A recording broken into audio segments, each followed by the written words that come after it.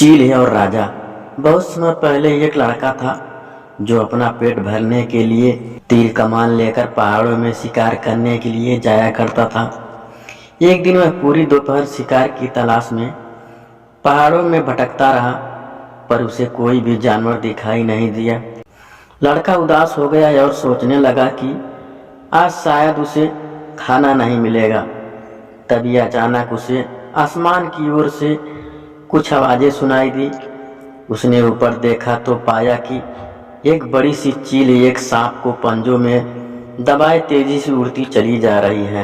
चील ने पंजों में दबे सांप को पहाड़ी में बने अपने घोंसले में छोड़ा और तुरंत नए शिकार की तलाश में निकल गई।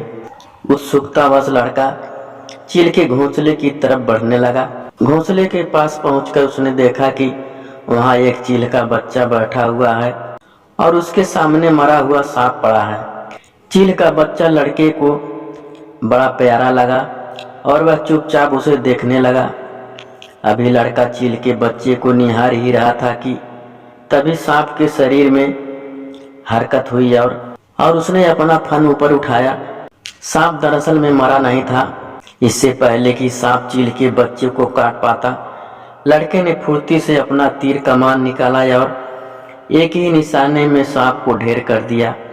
लड़के ने सोचा कि चूंकि उसने चील के बच्चे की जान बचाई है, इसीलिए उस पर अब उसका पूरा अधिकार है। उसने घोंसले के पास जाकर सावधानी से बच्चे को उठाया और अपने घर की ओर चल दिया।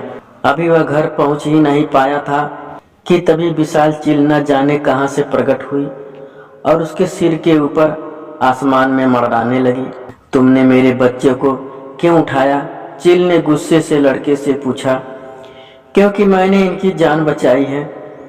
तुम जिस सांप को मरा हुआ समझकर घोंसले में छोड़ गई थी, दरअसल वो जिंदा था और तुम्हारे बच्चे को काटने वाला था, लड़के ने चील से कहा। यह सुनते ही चील का गुस्सा ठंडा पड़ गया।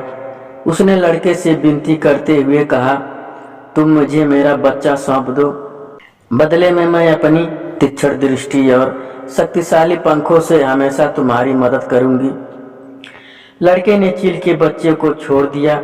उस दिन के बाद से लड़का और चील अभिन्न मित्र बन गए। अब लड़के को शिकार की तलाश में भटकना नहीं पड़ता था, क्योंकि चील आकाश में उड़कर अपनी तेज दृष्टि से शिकार की तलाश करती और लड़के को बता देती। धीरे धीरे लड़का बड़ा हुआ और चील की मदद से अपने इलाके का नामी शिकारी और योद्धा बन गया। उसकी बहादुरी से प्रभावित होकर एक दिन वह राज्य के लोगों ने उसे अपना राजा मान लिया। राजा बनने के बाद उसका नाम सकाइब रखा गया, जिसका अर्थ बालबानिया की भाषा में होता है। चील काइब आगे चलकर बहुत ही योग्य और शक्तिशाली राजा सिद्ध हुआ। चील की मदद से उसने जीवन भर अपने राज्य और लोगों की शत्रुओं से रक्षा की। आज भी आप बालबानिया के झंडे को देखेंगे तो उसमें चील का चित्र दिखाई देगा, जो उस बहादुर राजा चील की मित्रता का प्रतीक है।